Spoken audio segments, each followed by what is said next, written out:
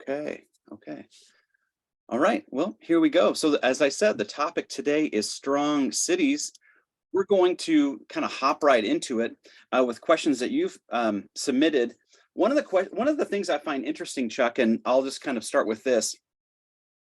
We have people who live in rural communities and will say when they hear about strong towns, well, that's all well and good for people who live in big cities, but how does the strong towns approach apply to my rural community?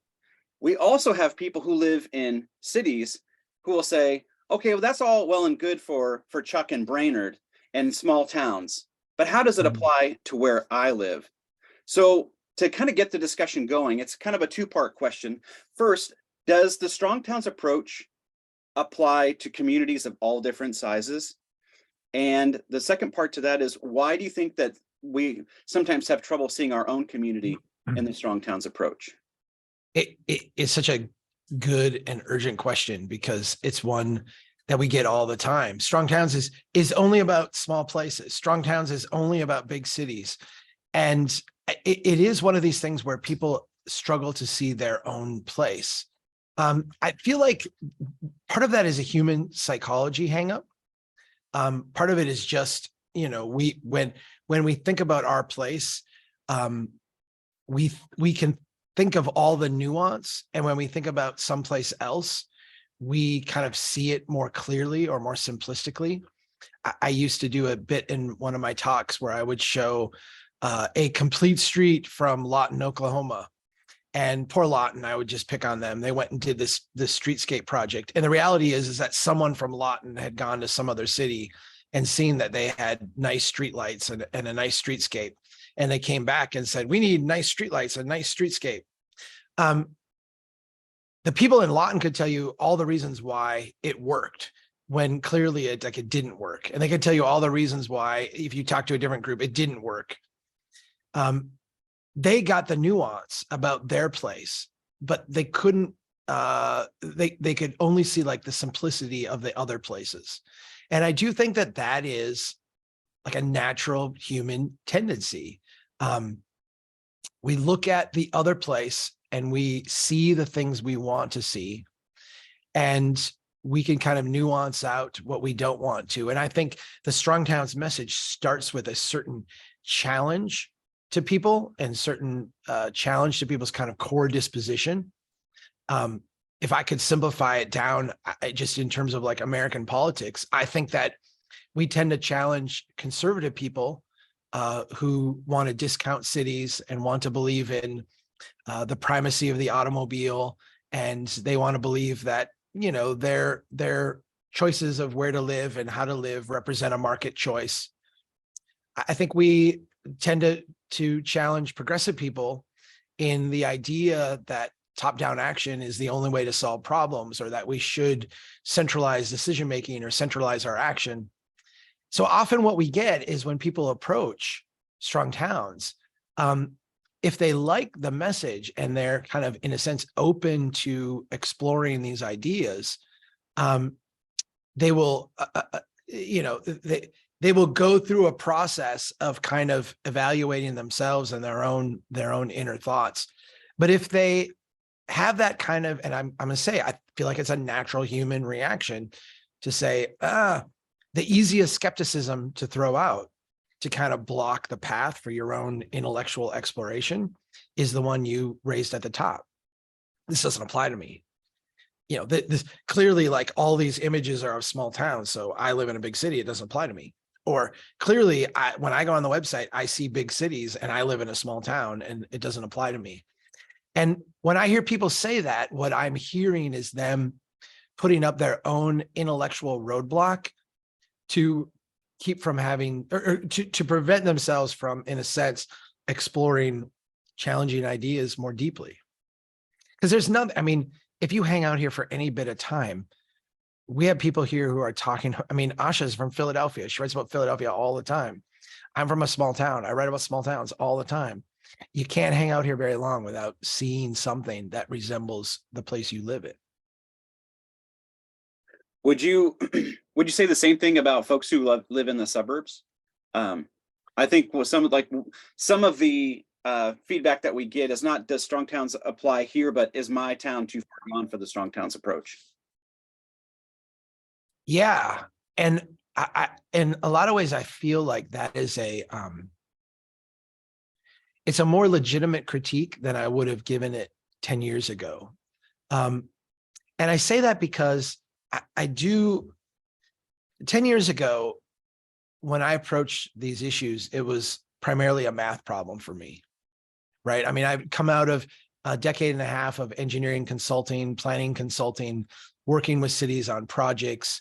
And a lot of this was from an engineering mindset, just a math problem. Like, look, the thing you're doing doesn't work. I can show you mathematically why it doesn't work. We can all understand that and relate to it. And so let's solve this problem differently. And to me, there was an answer for the suburbs in the sense that they could do things differently and get a different math result.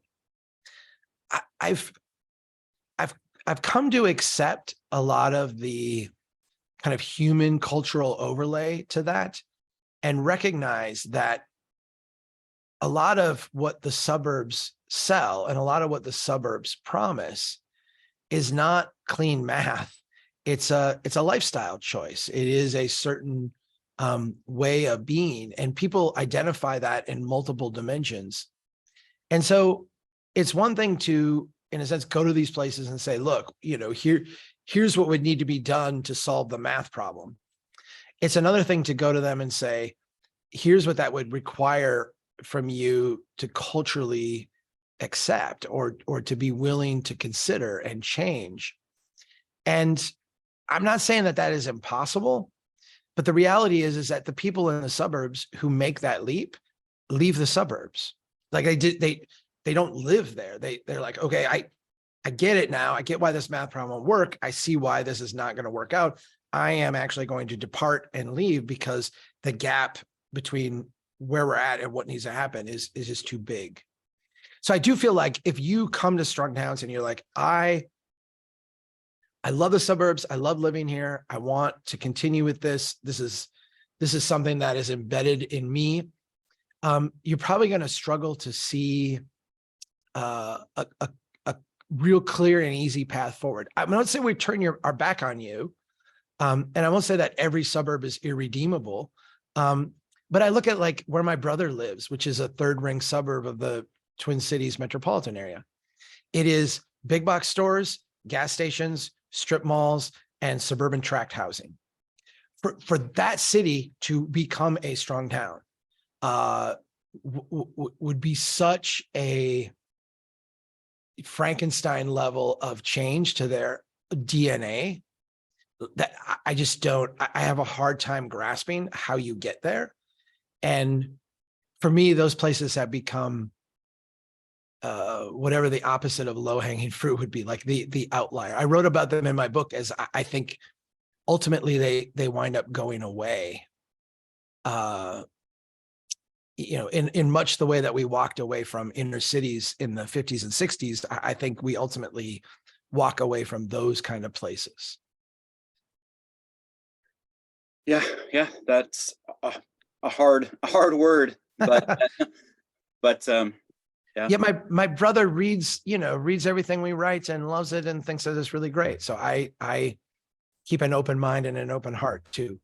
And it's not to say, John, I mean, you've seen people who live in places that I think are really, really hard to love, and they love them and care about them, and they are trying to do better things. And I'm not gonna, I feel like there's my parents were later in life after I had graduated, became elementary school teachers. And there's a certain, part of our American system where we assume that every kindergartner, every first grader, every second grader can grow up to be a doctor, a physicist, the president of the United States, what have you. If you go to other countries around the world, they don't necessarily have that approach, right? They kind of are more discerning and like, well, you're on this track and you're on that track. But in the US, for better or for worse, we throw everyone in a big pot and we say, you have the capacity to be anything. I kind of have that same mindset when it comes to cities. I think that some places' path is a lot easier. Some places have just set themselves up for a really, really hard challenge, but I don't put it beyond anyone to be able to walk that path. So I always enter with an open mind. Can you talk a little bit about how kind of the fates of of cities and, let's say, more rural communities are intertwined with one another? So if we have, let's say we have a strong, a rural town that wants to be a strong town, and we have a city that is working to be a strong city. Why do strong cities need strong smaller towns and vice versa? Why are kind of our fates wrapped up with one another? It's a good question. I wish there was a really simple answer for this. Historically, I mean, we can go back through history. Major cities have always, to one degree or another, subsidized small town life. And subsidize is a provocative word. I'm not necessarily talking about, the government taxing urban people and sending it to rural people. As much as I am saying the flow of capital has always been from urban areas to rural areas. We buy goods, we buy commodities, we process them, we ship them out. There's a certain, flow that happens. And if you are in a small, a rural area, as you just, you said, a rural area, the ecosystem of those places requires some type of urban center that would be close by, AKA a small town, right? There's a certain ecosystem that grows up around that. I feel like you can go to Kansas where you grew up, or you can go to the Dakotas next to where I'm at, and see how that has changed dramatically over the prior decades. You can live very remotely now, not near anybody, not have to have a small town ecosystem, and you can still function from a rural standpoint. You can get UPS deliveries, you can get your farm vehicles serviced and worked on. But generally, it is different than the way that it has been in the past.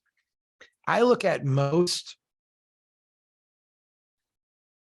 the challenging thing today is that most rural living is a lifestyle choice. Most small town living is a lifestyle choice. And if we went back 100 years, it wasn't that. It was a essential part of our ecosystem, because that is where you got food, that is where you got raw materials, that's where you got lumber, that's where you got mining products, that's where you got all these things. The people who live in my town and like to live on the lake and go fishing and hiking and live in this town, it's 100%, it's 95% a lifestyle choice. And I do think that creates a certain threat to small town and rural living, because to a lesser and lesser extent every year, the big cities do not need rural areas. And rural areas, more and more and more each day need the capital flows and the subsidy from urban areas in order to survive. And so I think historically, symbiotic relationship. Today, much more frayed, much more contentious, much more, one needs the other more than the other needs it. Yeah, that's a good transition to one of the questions that came in, and that was about how the rise of working from home. And so the person asked, like, what has been the impact on the housing market in particular of working from home, and have we accounted for that change in the paradigm? And if you could, like, talk about it in terms of the housing market, but is there anything else we should keep in mind in terms of how the rise of work from home is changing cities? It's really interesting, because I was looking at some housing pricing data last night, and for a long time, for 2 decades, but particularly over the last 6 months, as interest rates have started to go up again, there's been a sense that housing prices, which are at historically abnormal price, would start to go down and would start to moderate. If you think of the peaks that we reached in 2008 in terms of housing price to family income ratio, that was a like 4-degree deflection off of normal. So you're many standard deviations off of what a normal price for housing would be. Today, we are higher than that. We are much higher than the 2008 peak. But the numbers aren't showing that reset. There was a little bit of downturn earlier in the year, a little bit of extra softening over the winter months that, you see a little bit of softening over the winter generally. The spring and the summer tend to be high sales months, and the numbers often cyclically go back up a little bit. There was a little softening over the winter, but not much. And now prices are starting to go up again, despite higher interest rates. To me, the biggest explanation for that, besides just the general insanity, which we could talk about that for a couple of hours, but I think the work from home thing has changed the housing market in ways that we're not fully grasping yet. I have a really good friend who is a New Yorker. He lives in New York City. He has successively now, over the last 5 years, moved 3 times, and each time it's been, in a sense, further out. And the reason he's been further out, the first time he moved, it was, I only have to go into the office, 2 days a week. He runs his own firm. He's like, I only go in a couple of days a week. Then it was, I only go in once every couple of weeks. Now we have a virtual office. And so with each succession, New York City as a place has become more of, again, a lifestyle option for him. He likes to go in and do things and be in the city, but he likes, it's cheaper house. It's a little bit more land. It's a little bit more space. And when you don't have to do the regular commute, having it be an hour and a half or 2 hours instead of 30 minutes is not a big deal. And so I'm watching people that I know make these choices that are dramatically different than choices they would have made a decade ago because of remote work. And it's hard for me not to draw some larger conclusions about that across society. Let's point out, this is a white collar phenomena, right? The person who works at the gas station up here does not have that. Like, they can't remotely do that. The person who stocks the shelves at the grocery store cannot remotely do that. But the person who delivered my groceries to the office here this week is a new job because of remote work that we didn't have 4 years ago. So I feel like it's still in a process of shaking out, but the trends have all pointed to people being willing to pay more money to live in places that prior were not viable because of, geography. Sticking with the topic of housing, somebody asks, how do I convince my city to support more small scale developers? Oh, I struggle with these convince my city questions because I realize where they're coming from. They're coming from like what are the arguments for this? And I respect that. Not to denigrate the question at all, but I always get these, what is the magical incantation that Strong Towns has that can convince my public officials to do something that they're not ready to do? That's a really tough one. If I were to make the case for incremental developers, and yesterday I had this conversation with someone about 4 different things that need to happen for housing to shift. It was a reporter that asked me this question. And I said, you have to change the zoning codes. You have to change the approach to building codes. We need to change finance, and we need to create an ecosystem for local developers to do this kind of work. If you are a community that is happy having just Walmart, Costco, and dollar stores, then, your large developers are just fine. Like, bring them in and have them build large things at scale. You have a denuded ecosystem, and, I think you're in a very, very fragile place. But if you look at Costco, Walmart, and the dollar stores and say, we really need to have small business here. We really need to have local startups. We really need to have a path for entrepreneurs. We really need to have capital for that part of our ecosystem, and actually bring in and thicken up and fill out that local entrepreneur class that makes a community really hum, that makes a place really incredible. That same kind of dynamic is going on in the developer space. If all you have are carpenters who work for big developers, but you don't have any carpenters who are out on their own, every little home repair becomes something you have to go to Home Depot for and go through this. Every little thing that you want to have done, a little addition, make an efficiency apartment out of your back door. All of these things become undertakings that are just out of reach for the normal person, for the average person. And what you become good at is delivering tract housing at scale. What you become really bad at is making your neighborhoods better and helping people stay in their homes, make better use of them, enjoy them more, add more value. I feel like having an ecosystem of small incremental builders and developers and contractors and people who can do this work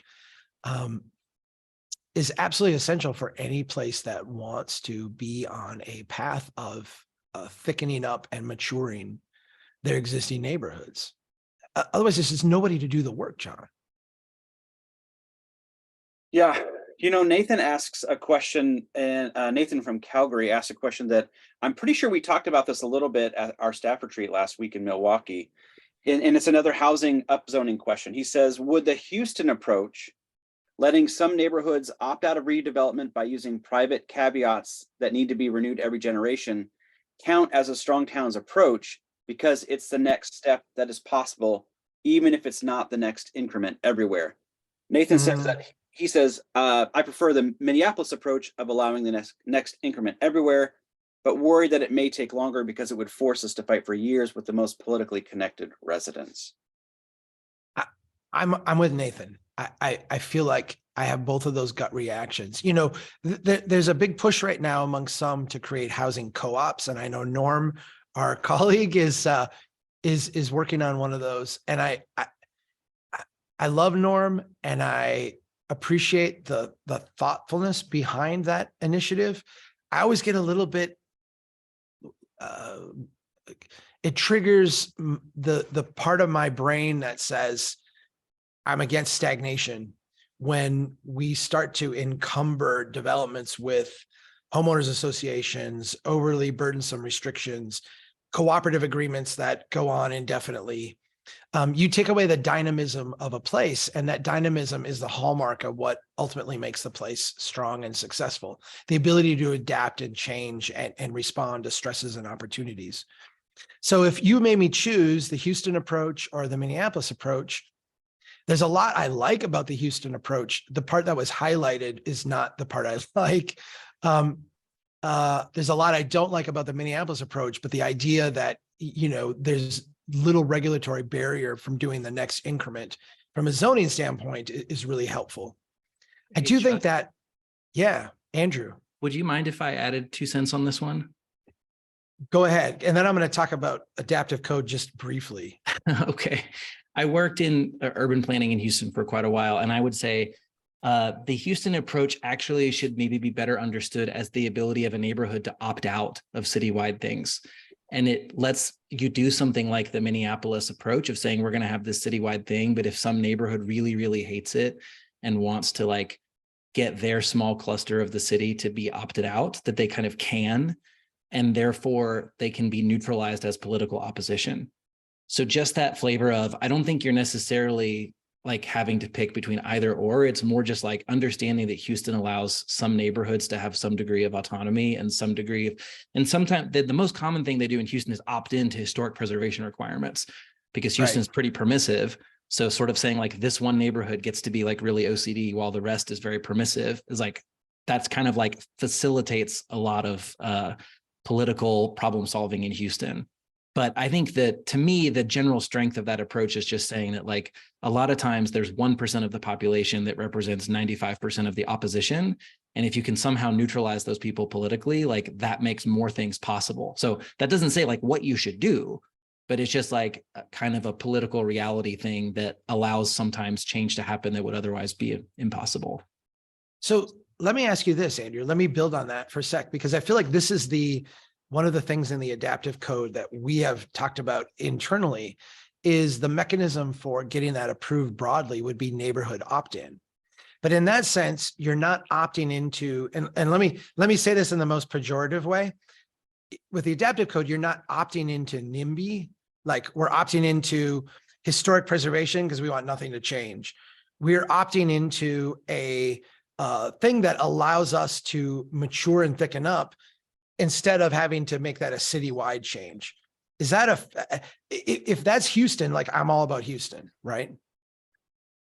I think I don't think I can actually completely answer that. I think it just, like, I would say that there's sort of two approaches or there's sort of two like directions, but that mechanically look very similar. Where one direction is, you say, like, if we generally, like in Houston, because the natural or the culture there is permissive, I think it would be viable in Houston to say, we're going to adopt a new code citywide that is like just formalizing this like next increment thing. But any neighborhoods that like rage against this and absolutely hate it can sort of organize themselves to just stay on the old code instead of like fighting to block the rest of the city from doing this. So that's like the Houston direction. Perhaps the Minneapolis direction, or actually, I think that's a bad example because they've been more progressive in this way, right? But like the Boulder, Colorado direction probably would be more like, hey, if some of you people want to put your money where your mouth is and like actually let development happen in the city, you can opt your neighborhood in to allow incremental growth without having to convince the entire rest of this like intensely NIMBY city to sort of play ball. So I think that like allowing neighborhoods to have a little bit of discretion is just like, it's a good thing to have in the toolkit because it opens up possibilities that might otherwise be like technically smart, but politically intractable. Does everyone know who Andrew is, John? I'm Andrew. I'm our board chair. So your cover's blown, Andrew. Yeah.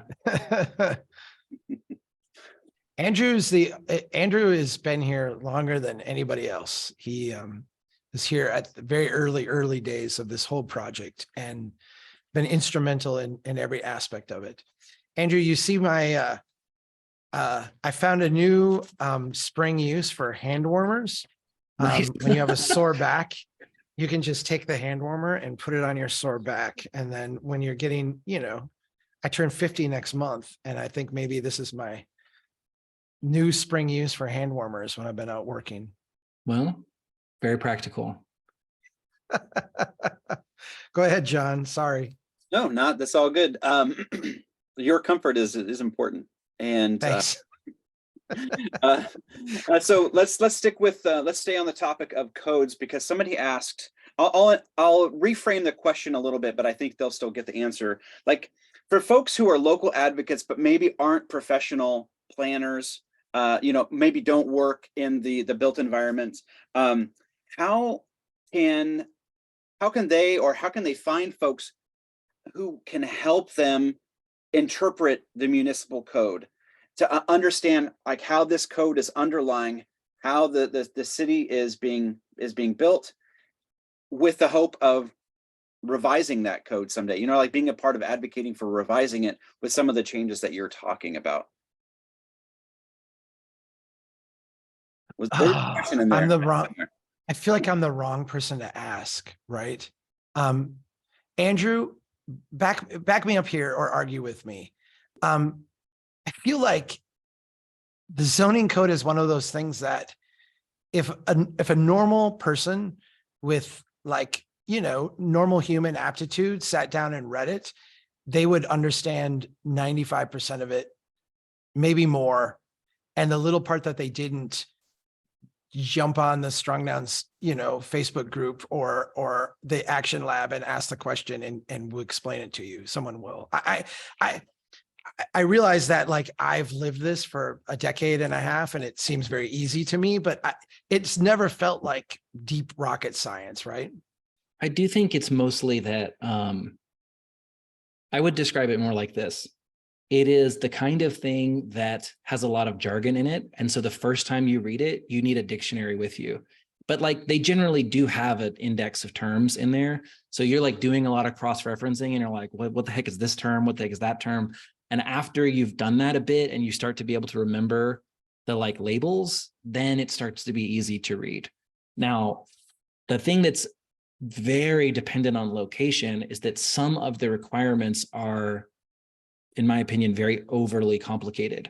So you can run into a thing where like the general idea in this zone, we allow houses 2 stories tall, but then they might have some rule where it's like door jambs must be oriented in a direction such that wind of this season and this type with humidity levels of this, and when the sun is shining in this way and Mars is in its zenith, then, and you're looking at that and you're like, what the hell is this? And usually for those, you have to find some lore keeper from the city who like, usually some city staff person who's been there a long time, who can tell you like, why did they put this arcane incantation in? But those sections also like are generally kind of ignored by most people. And like, you just go to the staff and say like, what the heck do you want me to do here? And they're like, hey, your door just has to be red. And you're like, oh, okay, fine. So yeah, those are annoying, but I think those are the exception. And to where you said like 95% of the code is pretty readable. I think that's true. I do feel like from an advocacy standpoint, I feel like we should be focused on outcomes, and not that we can't get in the weeds on mechanisms. Like I think that that's great, but if let me put it this way. I don't think understanding the nuances of the zoning code is a prerequisite to saying we should get rid of parking minimums, or we should allow accessory dwelling units, or we should, fill in the blank. And I feel like we can leave it to the technical professionals in a sense to figure that one out. Like, what is the actual language you would use in the city? If you gave me the choice, like I've got a staff member who is really good at writing codes and gets it and is 100% on board with the Strong Downs approach, but the council is like not on board. Or I've got council members who like want the objectives, but don't know how to write a code. Which one would I prefer? Give me the council members that are on board. Like, give me the public that is backing this. Give me the people that want to see this, because we can overcome that competency issue in the writing of the code, because codes are not that hard. And I'm not trying to say that as someone who, reads codes for a living or has read codes for a living, but I've been on enough planning commissions where like average people were debating amendments to the code, and this is not inaccessible stuff for people. If you want, so John, sorry, I saw you were going to ask another question. If you ever want to have your eyes opened to just how like ridiculous the world is, go spend like a little bit of time at your state legislature and watch how they write laws, not like local codes, local ordinances. Watch how they write laws that, wind up in Supreme Courts and other places. They're pulling stuff out of the air. They don't know what they're doing. They're relying on some like technical advice, but they're inserting stuff all the time and like changing this and that. We had a last session, our legislature approved, I don't even know what it was, but it was like some marijuana adjacent type of drug. And they thought that they had restricted it, and they actually wound up approving it in the legislation. This stuff is not inaccessible to normal people who, especially if you take any amount of practical time. I did put a link in the chat to an article that we published, I think back in either late 2019 or early 2020, about South Bend's effort to rewrite its zoning code in a way that this was their language, that like somebody to be able to understand it would require just a high school education and an hour of your time. And like, so there are cities that have that are making efforts to make the zoning codes more broadly accessible.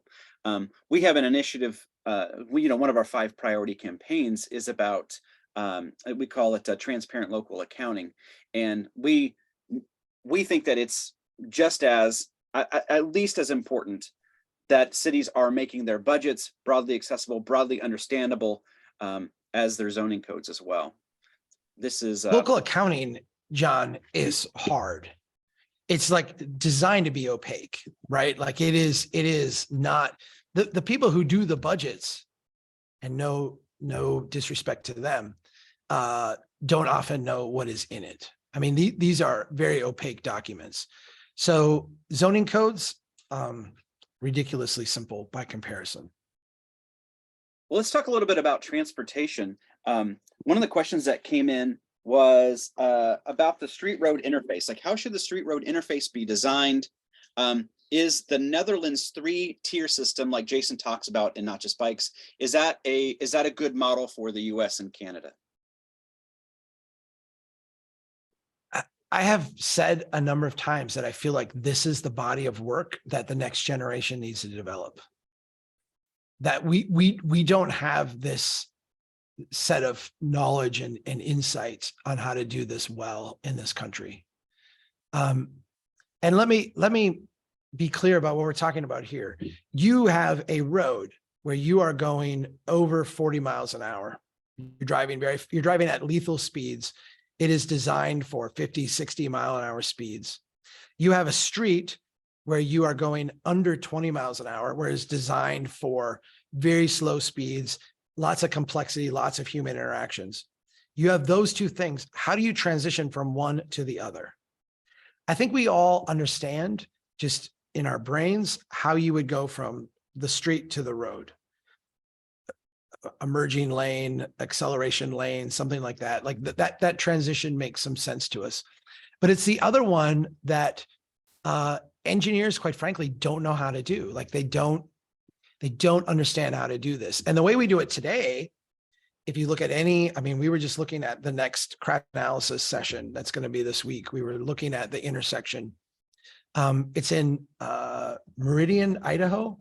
And was that the name of the city? Meridian? It's in Meridian, Idaho, and it is by design, 50 plus mile an hour roadway through the middle of a neighborhood. The way we do that today is we just put up speed limit signs along the way, right? Like here it's 60, same exact design, here it's 40. And drivers don't respond to that. Like they don't get that. You have to actually change the design. We don't know how to do that in this country. I mean, we don't know how to design good streets either. I feel like that's the most urgent thing, but this transition is something we have to figure out. And Jason talks about the way they do it in the Netherlands. I think there's a lot to learn there. I think there's a lot that we could bring over from that set of practices. But I don't think it is. I don't think it's a one-to-one applicable here. We have a very different situation, and we have a very different culture that we're working in. And I think from an engineering standpoint, we're going to need to trial and error and come up with best practices for how to make this transition happen. None of that is going to happen until engineers and our design professionals recognize and acknowledge that their designs affect human behavior, and that human behavior is a direct result of their designs, that there's a relationship there. Because in the profession today, we call every crash a result of driver error. Drivers have done something wrong. And in a sense, the design is a neutral thing that has no impact at all on driver behavior. Driver behavior is solely the purview, the blame of the driver. And just everything that if I could import one thing from Not Just Bikes from the Netherlands, it would be an understanding that the way we design things affects the way people use them, which I say it like it's some profound thing. It's like so ridiculously obvious to say it. You know, the way we design something affects how people use it. Well, of course, dummy. But that is not part of the ethic we have in designing roads and streets today. So the question you're asking, John, to me is like 3 steps down the path, but it is where I think when we're serious, we will watch transportation professionals struggle with that. And we will watch them take all the energy that they're putting today into developing all these like weird, here's our standard plate for this, and here's our standard cross section for this, and here's the ITE manual for this and that exception. And they'll take all that craziness. They'll say, we build great streets, which is a bottom-up, hyper complex thing. We build great roads and highways, which we have all kinds of good technical manuals on how to do that. And the new practice that we're working to develop and learn from and share and have conferences on and meet and discuss is the interface between the two, because we don't know how to do that.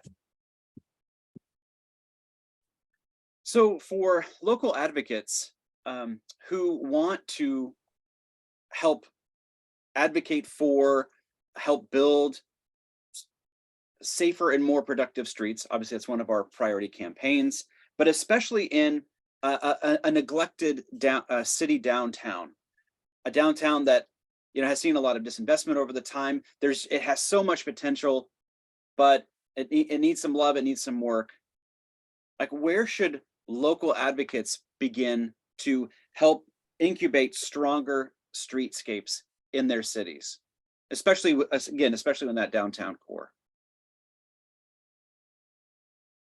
John, I think sometimes we focus too much on the infrastructure part because it's where the game is played. And when we do that, we don't have our forces aligned to actually leverage that change. Part of the reason why we do the whole local conversations program that you are leading is because we recognize that it's not enough to have the good idea. It's not enough to have the powerful insight. It's not enough to be right. Show up to the council meeting and be right. Doesn't matter.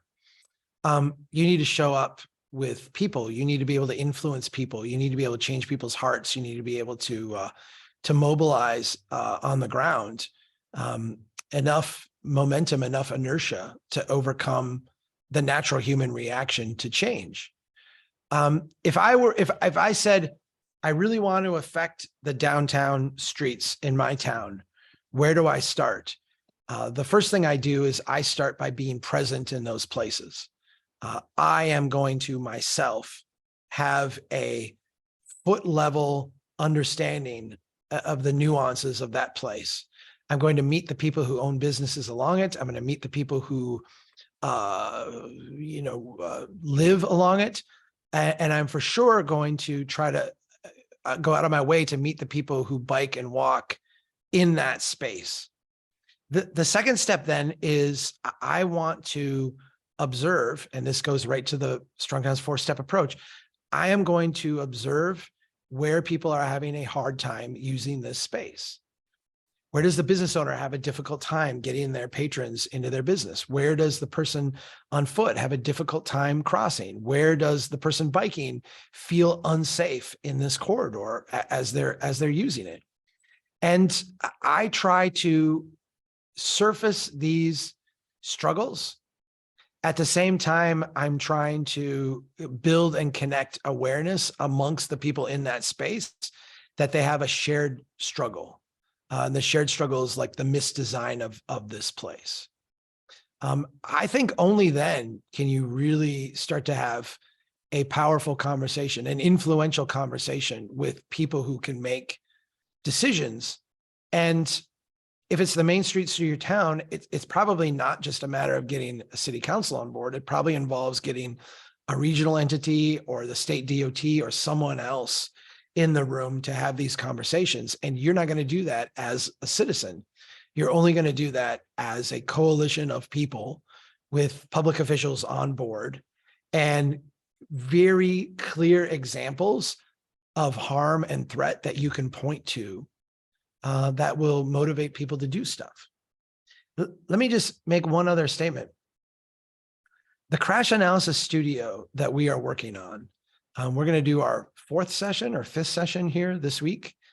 The way we are going about this and the way we are designing this is to allow cities led by local officials, allow staff, technical people to bring forward this notion and adopt it in their city.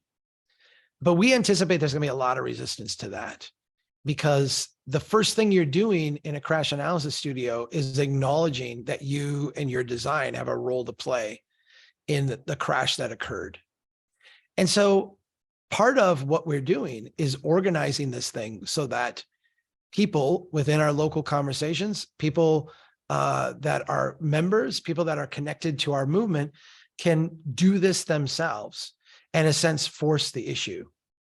Cities are really sensitive to the idea that they could be liable for something. And if we can walk in and say, look, this crash happened here, here's all the things that the city did not do in this instance, and here's how these are documented in this place. And guess what? We see these same things in this street, and this street, and this street, and this street, and more people are going to die. And you are now aware of it because we brought it to your attention and publicized it and given it to the newspaper and put it on a website and handed it to your staff.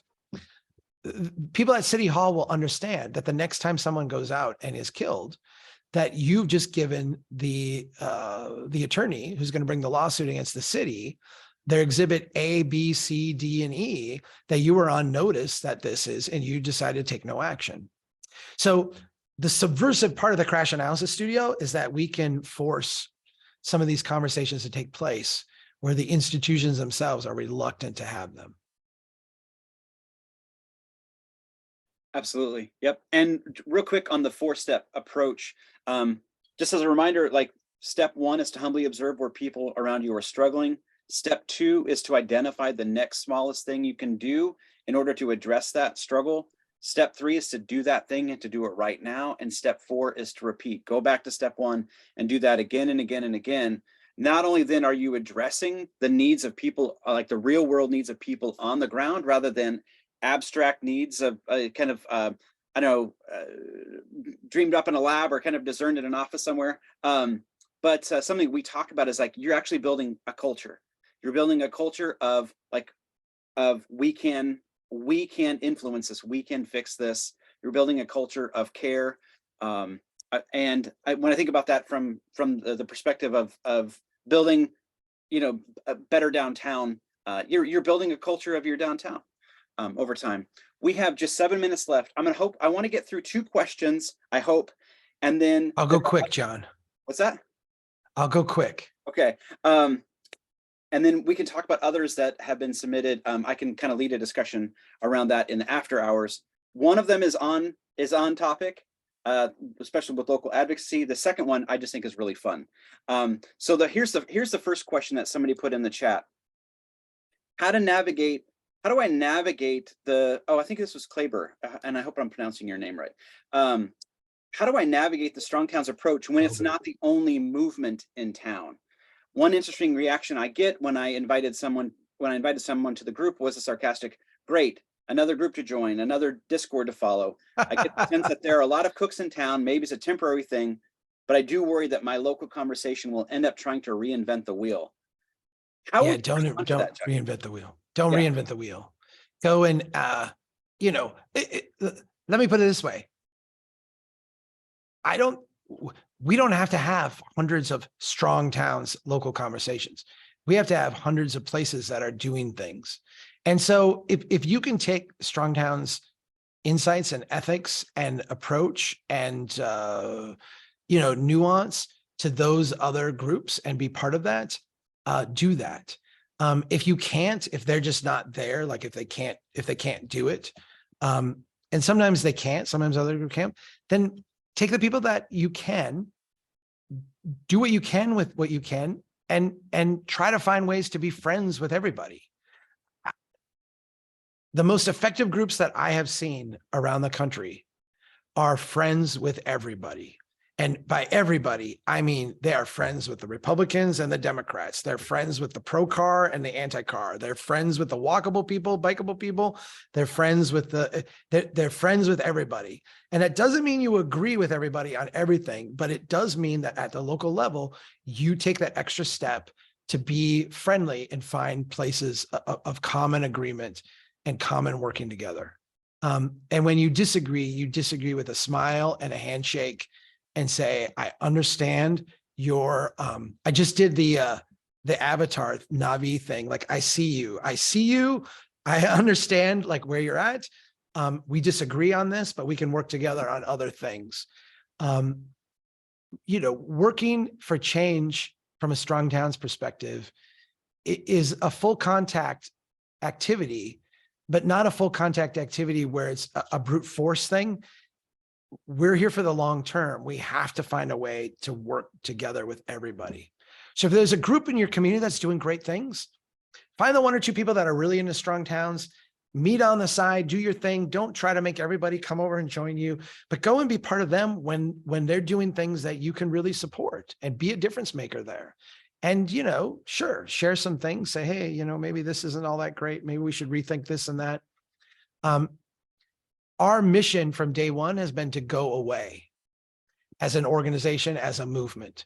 And the way we wind up going away, and we say this right in our strategic plan, is when the Strong Towns approach is so self-evident to everybody that it's not even called Strong Towns anymore. It just is. And that would be awesome. Absolutely. Yep. I said at one point in the staff retreat, as we were talking about current and future initiatives, I said, like, I have seen the end of Strong Towns. Like, I can, the first time I can envision the end of the Strong Towns organization.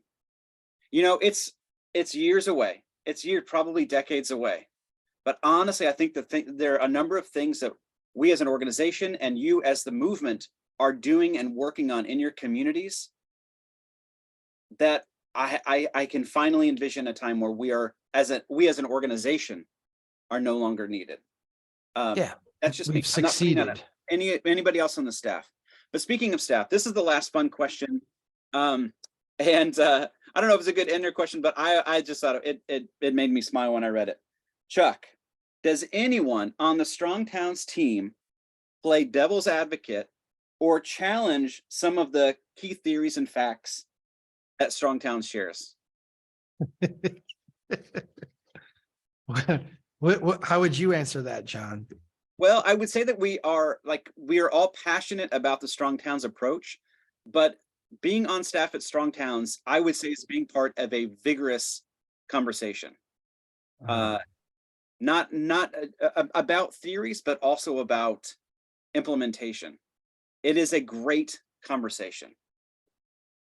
I think we started this staff retreat this way. I try to do this. We start with a kind of statement of what we're here doing together. And I know I did this last week where I said, when we talk on Slack, when we meet over Zoom, when we email each other, we have good habits of interpreting the things that we get with generosity, with love. This idea that we're all we're all pushing in the same direction. And we say, I said, let's bring that attitude to the staff retreat. Let's assume the best intentions of each other. But having done that, then let's get it on, right? Like, let's talk. Let's delve into this stuff, because there's no reason for us to go soft. The world isn't going to go soft on us. We need to be able to act on things and talk about things and see our own blinders and our own myopia and have it exposed. We don't do it perfectly, but where we make a mistake is generally not from lack of self-reflection and self-criticalness. Is that fair? And for me personally, you saw Andrew. John, you got to experience this a little bit because Andrew was at our staff retreat. Mm-hmm. I have board members who are constantly on my case about everything, and they are brilliant. They are amazing.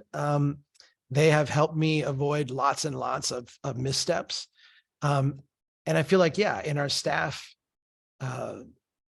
I mean, John, you can testify to this more than I can, but I do feel like we fostered an attitude that is happier when people speak up than when people complain after the fact. Agreed. And we've added a number of new staff people over the last few months. And something that I said, I don't know, did I say this to Asha directly, or did I just say about Asha? But Asha, as well as the other staff members, have come right in, and they have like invigorated the conversation. They're asking hard questions. I just have so appreciated the conversations in our Slack that have been generated by Asha and other new staff members. It's a great team full of very smart. We are all passionate about the Strong Towns approach, but we're coming at it from different directions. We have different ideas, and it's just there's a line in the West Wing where the president says, like, I dream of a great conversation. And that's what I feel like I've a part of. I'm a part of it with the staff. I'm a part of it with the local conversation leaders. Our Strong Towns National Gathering is going to be that. It is going to be, among other things, a great conversation. The only person that I don't take any guff from at all is Linda. Yeah. Linda, Oh, no. I just tell her, like, look, we don't want to hear it. Just button up. Like, we're not going to listen. You just, run the numbers, tell me that the budget looks good, and then we'll move on.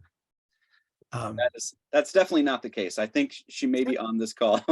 She is on the call. If anything, it's the exact opposite. Like all right. Well, we're going to go ahead and wrap up this portion of it. I'm going to go ahead and I'm going to stop recording. Thank you everyone for being here.